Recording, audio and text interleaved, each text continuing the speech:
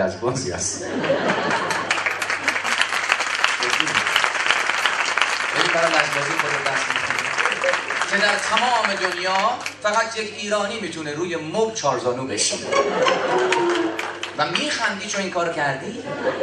عجیب غریبه که من به تفاوت ها رو بگم تا صبح باید از تفاوت هامون بگم.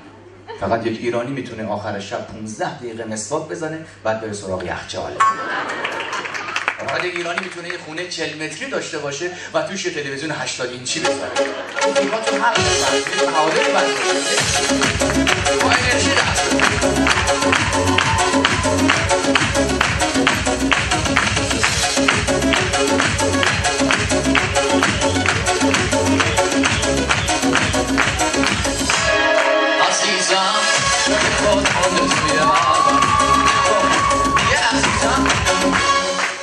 یادمه که آقای جمشیدی خاطره خوب برام تعریف کرد. میگفت یه پیرمرد 90 ساله رو دیدم که خانمشو عزیزم صدا میکرد. گفتم جلال خالق در این سن و سال چقدر عاشق. رفتم گفتم پدر جان چطور تونستین عشقتون حفظ کنین در سن 90 سالگی عزیزم صداش میکردی؟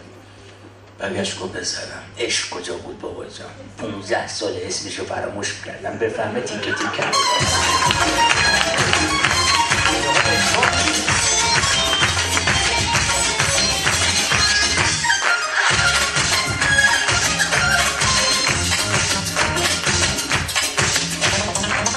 در ادامه تفاوت همون فقط در ایرانه که وقتی راننده تاکسی دنده عقب میگیره همه مسافران برمیگردن.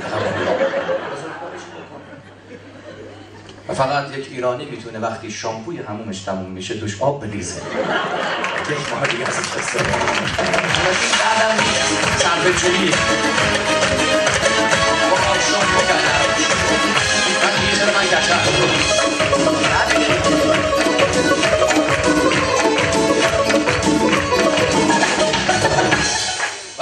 و فقط در ایرانه که وقتی کسی میمیره فرداش همه فامیل میگن ما خوابشو دیدیم.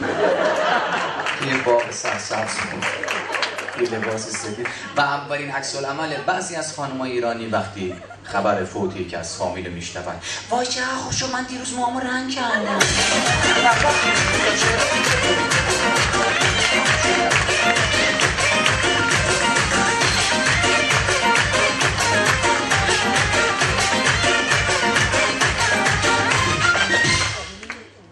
فقط در ایرانی که وقتی آقای خیلی پولدار میشه پشت سرش بهش میگن مرتیکه دوز. شاید تلاش کرده، شاید نبوغ اقتصادی داشته. میگفت در کشور اسپانیا 30% ازدواج از طریق فیسبوک اینا انجام میگیره. اون وقت در ایران 3 ماه با طرف چت میکنه همین پسره. مرض داری چه بیماری که از قضاوت کردنهای عجولانمون براتون بگم.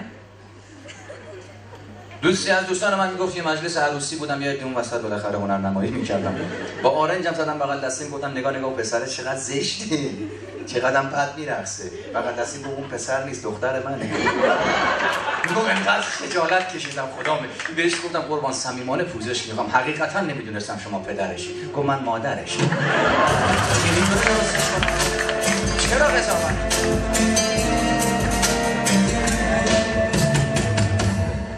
بیش پرنده باشی اما رها نباشی بیش دل. این آهنگ دست نداره استخ میرین تنها کاری که تو استخ نمی کنی مبتنی و شناس میشینین لبه استخ شوخی میکنی جوک میگی سیب زمینی سفار. اون وقت اون ناجی غریق بدبخت 2 دقیقه انتهای تایم استخ سود میزنه همه میریزیم تو آب. 4 ساعت وقت داشتی چیکار میکردی؟ دیدی که تایم استخ هم 4 ساعت بود. لجبازی هم یه حدی داره. موسیقی دوست دارید من براتون اجرا میکنم. به من بگید سنتی بخونم یا پاپ؟ سنتی. لجبازی یکی بشم مثل شما چه فرقی میکنه؟ لجبازی ما تا حدی که رو پاکت ساندیس نوشته از این بالا واسه از تحول. یعنی چقدر لجبازی بشم؟ اتفاقا این جزء لجبازی محسوب نمیشه. این کارو بکنید. رو همه پاکت‌های آب میوه دنیا دایره‌ای فرض شده و نوشته از اینجا باز شد منتها تکنولوژی دستگاه خارجی به شکلی که انقدر دستگاه اون دایره رو نازک تعبیه میکنه شما تا نیو میزنی میره تو باکت. در ایران اون دایره چاپ رنگیه سرکاری. این نگه رو میزنی سر میخوره آخر از ته میزنی. من دیدم با دندون کارو میکنم.